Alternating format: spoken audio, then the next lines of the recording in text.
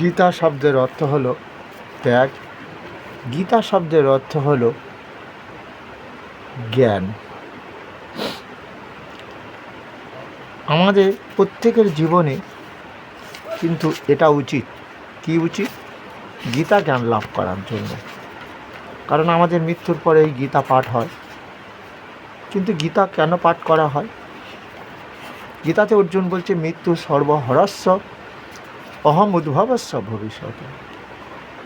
আমি কৃষ্ণ জীবের মৃত্যু দিয়ে থাকি, আবার কর্মানুযায়ী নতুন করে সৃষ্টি করি। তা নতুন করে যখন সৃষ্টি হয়, সৃষ্টি করেন ভগবান, সেই জন্য সেই ভগবানের আরাধনা করেন ছেলে, যে ওম নম ব্রহ্মণ দেবায় গো ব্রহ্মণ হিতায় চ জগদ্ধৃতায় প্রভু শ্রীকৃষ্ণায় প্রভু গোবিন্দায় নমো নমঃ পাভুবব কর্মাহং পবত্মা পাপ সম্ভবম তাইবাং পুণ্ডরিকাক্ষ সর্বপাপ হর হরি। আমার বাবা বা মা জ্ঞানী অজ্ঞানী যে সকল পাপ কর্ম করেছে, প্রেত লোকে আছে, নরক যন্ত্রণা ভোগ করছে, তার তুমি সদ্গতি লাভ করাও। করুণার সিন্ধু তুমি, দীনের বন্ধু, জগৎ পিতা জগৎগুরু, গোপেশু গোপিকা কান্ত মাতা রাধাকান্ত নমস্তুতে। ঈশ্বর পরম কৃষ্ণ সচ্চিদানন্দ বিগ্রহ অনাদি রাধি প্রভু গোবিন্দ সর্বকারণ কারণ। তুমি গোপীদের কৃপা করছিলে, আর রাধারানী তোমারই বশীভূত। এইরকম যাক, তাহলে সেই গীতা নিজেরা পড়তে হবে। পড়তে যদি নাও পারো, বাংলা পড়বে। এই এখন কি হয়েছে, ফোনের মধ্যে হচ্ছে, হ্যাঁ, এই যে সমস্ত পাঠক, নানান পাঠক ভিডিও করে ছাড়ছে। আমি গুরুচাঁদ গোস্বামী, আমার গীতাটা শুধু না, আরও অনেকে গীতা ছাড়ছে। গীতাগুলো পড়ো, দেহটা পবিত্র করো, আদর্শ সন্তান হও। তোমাদের দ্বারা দেশমাতার অনেক উপকার হবে। আদর্শ দেশ গঠনে একজন সাত্বিক সৎ যুবকের বড্ড অভাব পড়ে গেছে। চারিদিকে চুরি, দেখছো তো, চুরি চুরি চুরি। সাধারণ মানুষের কী অবস্থাটা, দৈনিক তাদের জীবন ধারণের যে কোনো ওষুধ কিনতে হচ্ছে এবং খাওয়া দাওয়া জোগাড় করতে হচ্ছে। কত কষ্টকর বলো তো। এসো, আমরা আদর্শ দেহ তৈরি করব এই গীতা জ্ঞান লাভ করে। আমরা এখন একজনের কথা মনে পড়ে, এপিজে আব্দুল কালাম, প্রাপ্ত রাষ্ট্রপতি, তিনি বলেছিলেন, আদর্শ দেহ তৈরি করবার জন্য সকলকে গীতা জ্ঞান লাভ করা উচিত। আজকে আমরা 16 অধ্যায় পাঠ করব। কেন আমরা ভারত মাতাকে ক্রমশ কোটি কোটি টাকা ঋণের বোঝা চাপিয়ে দিচ্ছে? কারণ শুনতে পাবে 16 অধ্যায় দৈবাসুর সম্পদ বিভাগযোগ্য। শ্রী ভগবান উবাচ অভয়ং সত্যসং শুদ্ধি জ্ঞান যোগ ব্যবস্থিতি দানাং দমস্ব যজ্ঞস্য সদায়স্তপ আর্যবম অহিংসা সত্যমা ক্রোধস্ত্যাগ শান্তির পৈশূনম দয়াভূত স্বালুপ্তম মার্দবং হিরচপলম তেজ ক্ষমাধৃতি শৌচমদ্রহ নতি মনিতা ভবন্তি সম্পদং দৈবীম ভিজাতস্য ভরত দম্ভ দর্পহ বিমানস্বাক্রোধ পারুষ্যমেব চ। আমার গুরুদেব কে জানো? জগৎগুরু ভগবান শ্রীকৃষ্ণ।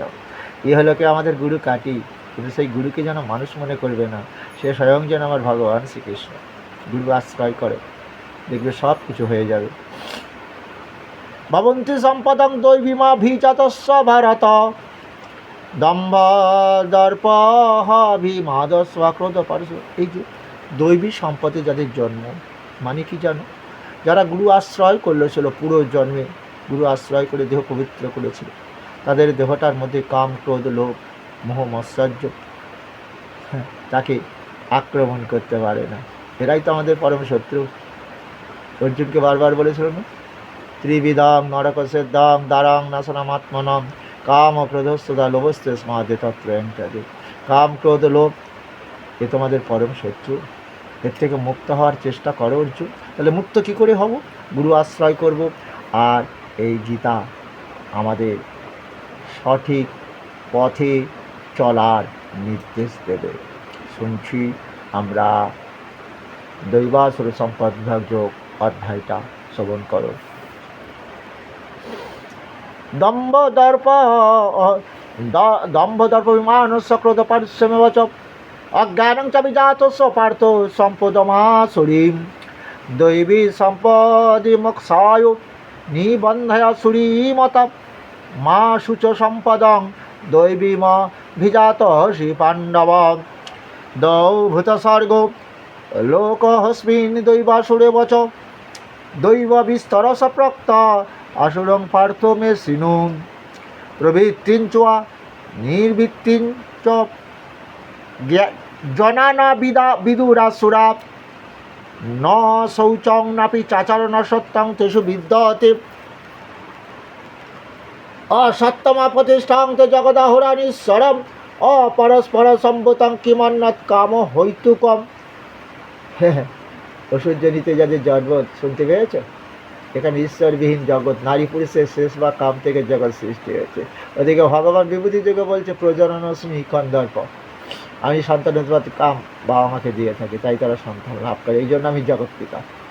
এতাং দৃষ্টি মষ্ট বষ্টব্য নষ্ট আত্মন হল্প বুদ্ধয় প্রভাবন্তু কর্মান ক্ষয়ায় জগত হিতা।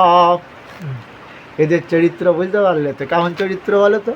এরা ঈশ্বর মানছে না, ঈশ্বরবিহীন জগৎ, তাহলে জগৎ পিতা বলে কেউ নেই।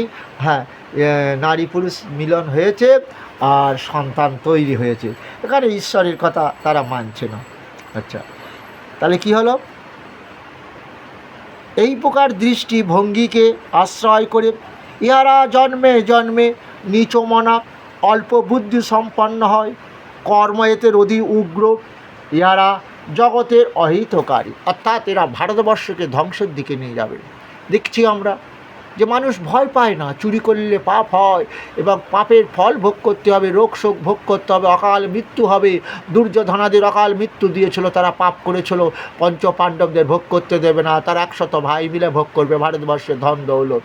হ্যাঁ, এটাও তারা জানে না। যে জানো, না জানলে কী হবে? এই যে অজ্ঞানতাকে আশ্রয় করছে ইচ্ছা করে, সে তো হিন্দু, মরে যাবে, বুকের ওপর গীতা দেবে, গীতা পাঠ হবে। তার আদর্শ চরিত্র তৈরি করতে যে একটা এই গীতা গ্রন্থের প্রয়োজন আছে, এটা আমাদের প্রাক্তন রাষ্ট্রপতি, তিনি মুসলমান হয়েও আজকে বলেছিলেন তো, এরা বাইরের জগতের সঙ্গে মেশে না, এরা ধন ছাড়া তো কিছু জানে না। এদের চরিত্রটা আর একটু বলবো, শোনো। বাবা দুগ্রকর্মণ ক্ষয় জগতে হিত কামমাশ্রিত দুষ্পরং দম্ভমান অমদান্বিত মহাদ্গীত সাদগ্রহান উভারতন্তে শুচিব্রতা চিন্তামা পরিমেয়াঞ্চ প্রলয়ান্তু মা পুষা মুপাশ্রিতা কামপভোগ পরমা এতাবদিতি নিশ্চিতা আশাপাশ শতই বদ্ধা কামক্রোধ পরায়ণা ইহন্তে কামভোগার্থা মন্বানার্থ সঞ্চয়ন। দেখেছ কি বলছে? ইদমদ্যময়া লব্ধমেদং প্রাপ্সে মনোরথম ইদমস্তি দমপি মে ভবিষ্যতি পুনর্ধনম অদৌ ময়া হত শক্রুহনিষ্যে চা পরানপি ঈশ্বরহ হোমহং ভোগী সিদ্ধহম বলবান সুখী আড্ডহ ভিজনাবানস্মি কহন হস্তি সদৃশময়া যক্ষে যস্যামি মধিস্বা ইত্বা জ্ঞান বিমোহিতা অনকচিত্ত বিভ্রান্ত্বা মোহজালো সমাবৃতা প্রসক্ত্বা কামভোগেষু পতন্তি নরকঃ শুচো। আমরা এবারে তোমাদের 10 থেকে 16 অধ্যায় যে সংস্কৃত পড়লাম, এটা বাংলা শুনিয়ে দেবো, চেষ্টা করব ব্যাখ্যা করতে।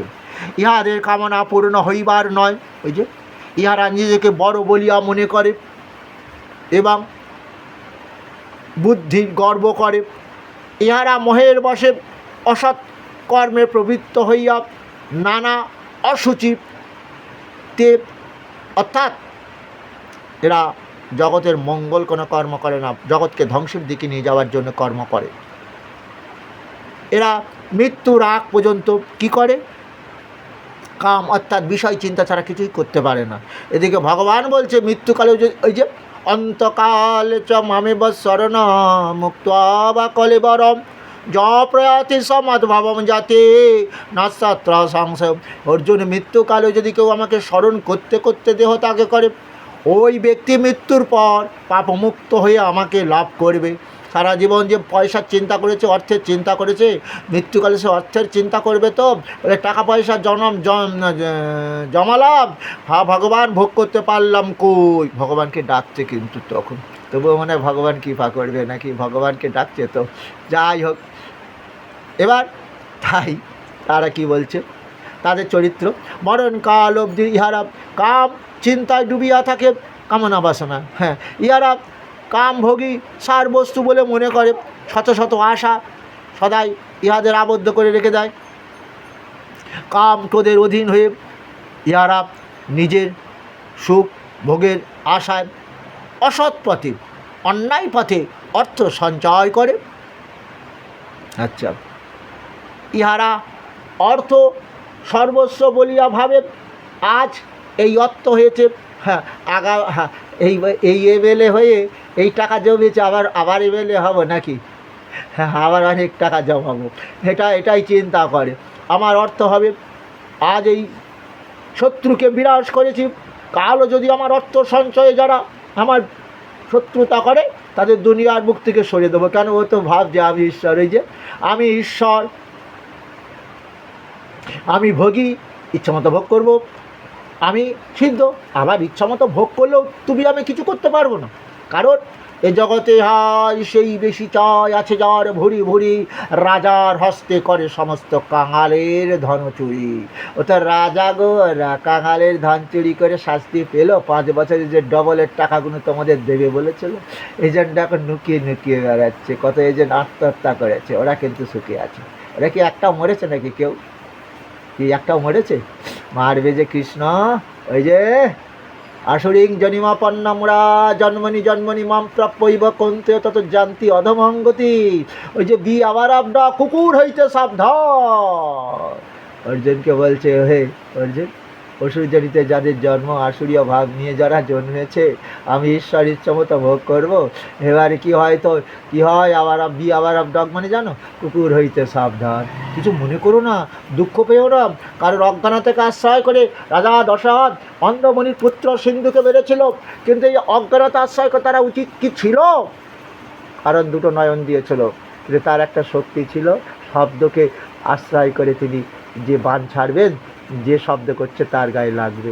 কিন্তু হরিণ শিশু জল খাচ্ছিল না, খাচ্ছিল অন্ধমণির পুত্র সিন্ধু। দেখেছ, ভগবানের বাবা, তাকেও পাপ ভোগ করতে হয়েছিল। তোমরা ভুলে যাও, তাই তো গৌরাঙ্গ মহা বলছিল না, তোমরা ভজ কৃষ্ণ, বলো কৃষ্ণ লহ কৃষ্ণ শিক্ষা। অর্জুন, পিণ্ড খেয়ে স্বর্গে যাবে ও আশা করো না। কারণ কি জানো? পরমেশ্বর না দত্তে কচ্যচিৎ পাপং না চৈব সুকৃতিং বিভু অজ্ঞানাবৃতাং জ্ঞানাং তেন মুহ্যন্তি যন্তব। পরমেশ্বর কাহারও পাপ গ্রহণ করবে না।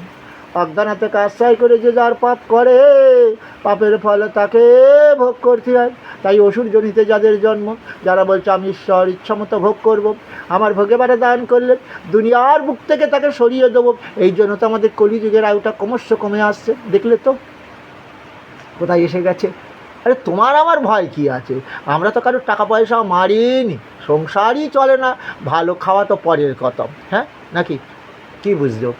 হ্যাঁ, ভালো করে ডাক্তারি দেখাতে পারি না, সরকারি 90% সারের ওষুধ খেতে হয়, খেয়েই যাচ্ছি। হরে কৃষ্ণ। হ্যাঁ, রোগ তো কই কমছে না, আমার কমছে, কমবে, এছাড়া তো কোনো গতি নেই। আমি ভোগী, আমি সিদ্ধি লাভ করেছি, আমি ভগবান, দেখেছ আমি কুলীন, আমি যজ্ঞ দান শ্রেষ্ঠ করব। ওই যে যজ্ঞ করেছে, হ্যাঁ, তান্ত্রিক মৃত্যুঞ্জয় কবচ দিয়েছে না, আমি মরবো না, আমারে মারবে কে? এই পৃথিবীতে আমার নাই আর কি আছে? এই রূপ নানা প্রকার মোহের বশে এবং কাম ভোগে আসক্ত হইয়া অসুচি নরকে নিপাতিত হয়। কথাটা আমার নাই, দেখেছো? অসুচি নরক প্রাপ্তি হয়। অসুচি মানে চিন্তা করেছ, হয়তো মশা কৃমি কীটাদিগুলো তাদের জন্ম দিতে হয়, কিন্তু 84 লক্ষ জনই ভ্রমণ করেছে, মশামাছি কীট পতঙ্গ হয়েছে, আবার তাকে কীট পতঙ্গগুলো জন্ম দিতে হবে। আমার কষ্ট হয় তো, কারণ পিতাহ হমর্ষ জগত মাতা দাতা পিতামহ বেদং পবিত্রং ওঙ্কার রিক সম যজুরে বচগত। কি গো, বুঝতে পারোনি?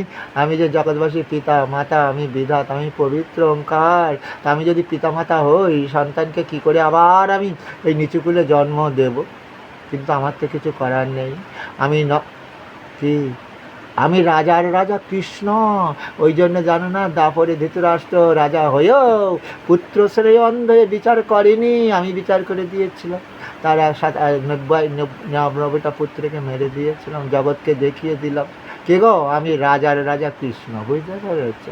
আর কলিযুগে তো রাজা পূজা পালনই করবে না, পূজা শোষণ করবে। হ্যাঁ, আবার তোমাদের কি করবো, সংস্কৃতটা শোনাবো। হ্যাঁ, আবার বাংলা শোনাবো। হে অর্জুন, এরা কি বলছে?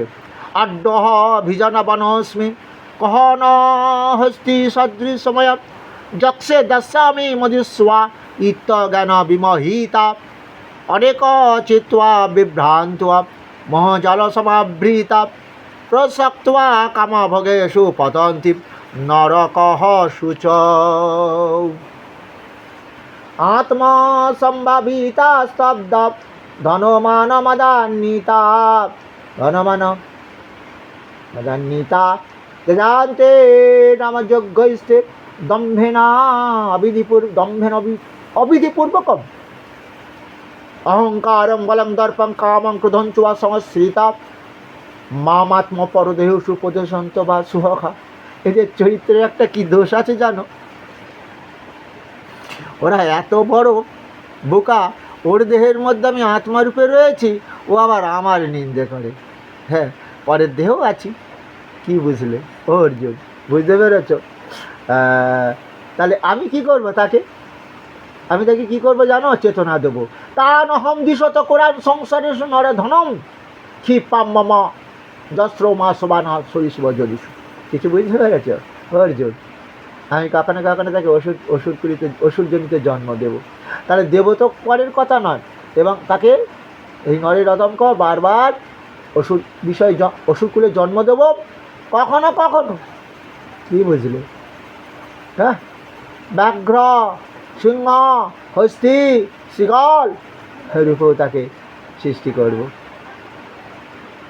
কারণ এটাই সব থেকে দুঃখজনক আমাদের। আমরা এই কুকুর খেতে পাই না পেট ভরে, কত কষ্ট দেখি এদের, কিন্তু এরা তো পরাধীন। হ্যাঁ, আগে সমস্ত পায়খানা দেখতাম গ্রামে বাড়ি সব বাঁশ বাগানে করতে, এরা খেত, কিন্তু আমার খাটা পায়খানা, এদের যে কী কষ্ট কল্পনা করা যাবে না। কিন্তু সেই ভগবান তো বলেছে সেই কুকুরের প্রতি কত দয়া। কারণ অর্জুন বিদ্যা বিনয় সম্পন্ন ব্রাহ্মণে গভী হস্তিনী শনি চৈব সপাকে চ পণ্ডিতা সমদর্শিনম। হে অর্জুন, সেই পণ্ডিত, সেই জ্ঞানী বিদ্যান ব্রাহ্মণ চণ্ডালকে যে সমান চোখে দেখে, গাভী হস্তি কুকুরের প্রতি সাম্যভাব। অর্জুন, গাভী কেড়ে কেড়ে দুধ দেবে, ভালো করে খেতে দেবে, তো পাইটা ভর্তি হবে, কিন্তু শোনো, হাতিকেও খেতে দেবে। কিন্তু কুকুর, ও যে পাপ করেছে, কুকুর হয়ে জন্ম নিয়েছে, কিন্তু আমি তো কৃষ্ণ নির্দোষ, আমি তো ব্রহ্মা বা ব্রহ্মরূপে রয়েছি ওর মধ্যে, আত্মারূপে। এই বুঝলে, সমস্ত জীবের মধ্যেই তো আমি আত্মারূপে আছি। কিছু বুঝতে পারলে? হ্যাঁ অর্জুন, এটাও শোনো, তোমরা যেমন কিছু কর্ম করো কিছু পাবার আশায় তো, কিন্তু আমার পণ্ডিত ব্যক্তি যারা, জ্ঞানী ব্যক্তি যারা, তারা কি করে জানো? তারা সবাই ওই ব্রাহ্মণ চণ্ডাল গাভী হস্তি কুকুরের প্রতি সাম্যদর্শী। কারণ তারা জানে ইহৈব তৈজিত স্বর্গ যে সঙ্গে সমস্ত আমি গীতাতে বলেছি, ইহলোকে তারা স্বর্গ সুখ বাস করবে, মরে গিয়ে নয়, এখানে নির্দোষঙ্গে সমাং ব্রহ্ম তসমাৎ নির্দোষ সঙ্গে সমাঙ্গম তস্মার ব্রহ্মণিত সীতা। আমি তো ব্রহ্মরূপে রয়েছি, আমি তো নির্দোষ, আমি তো কোনো পাপ করিনি। কুকুরে খেতে লেগেছে, কষ্টটা তো আমারও হচ্ছে।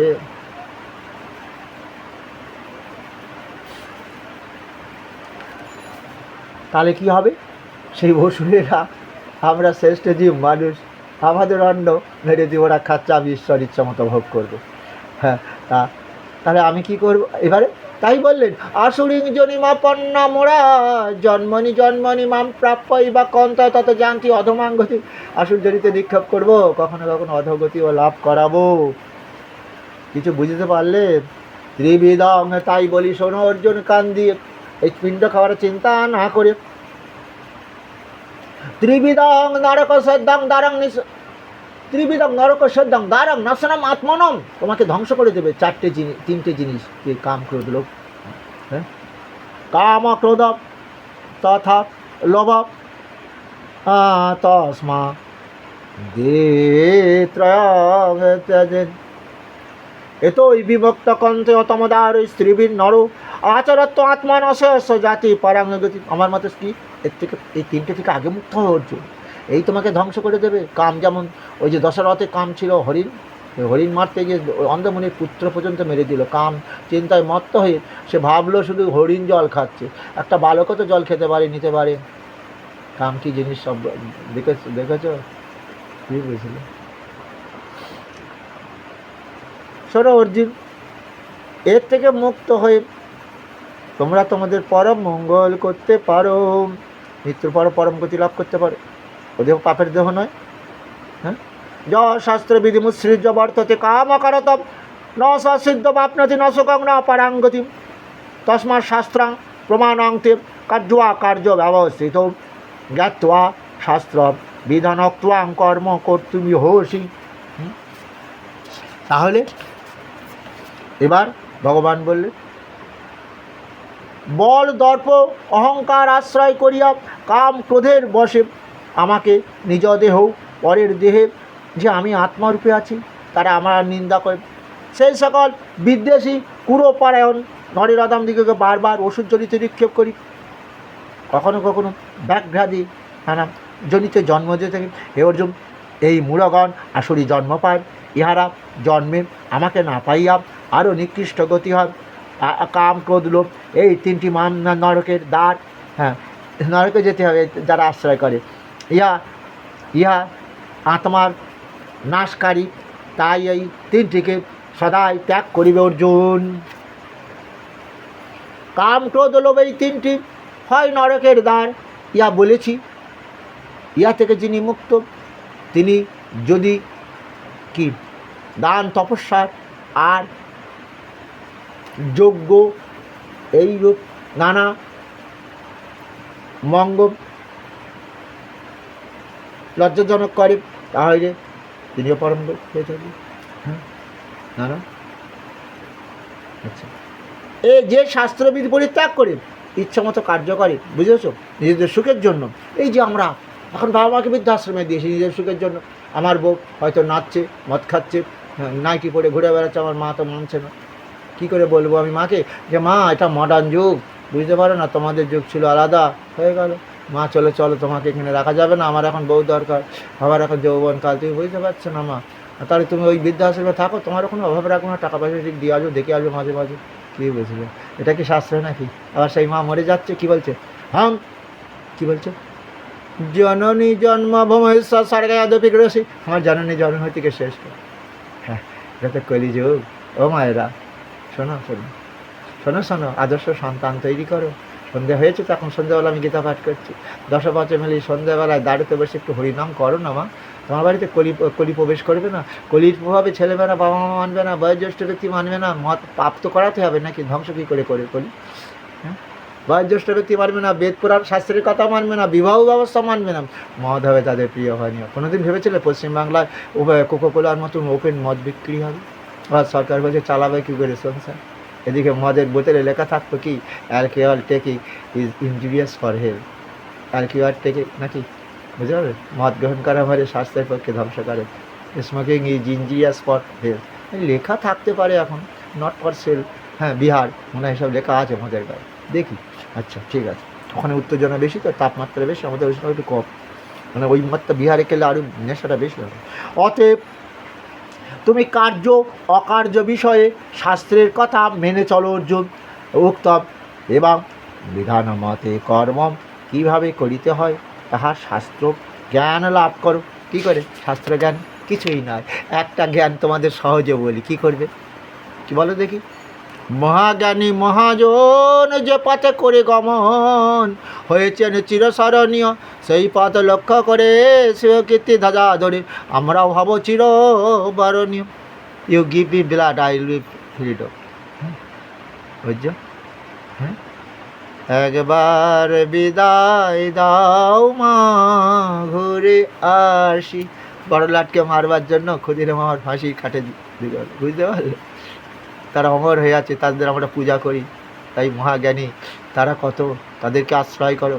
বুড়ি বলাম নদীর তীরে বন্দে মাতরম, ইংরেজদের সৈন্যরা মাতঙ্গিরি হাজরাকে বুকটা ঝাঁঝরা করে দিল। কি বুঝলে?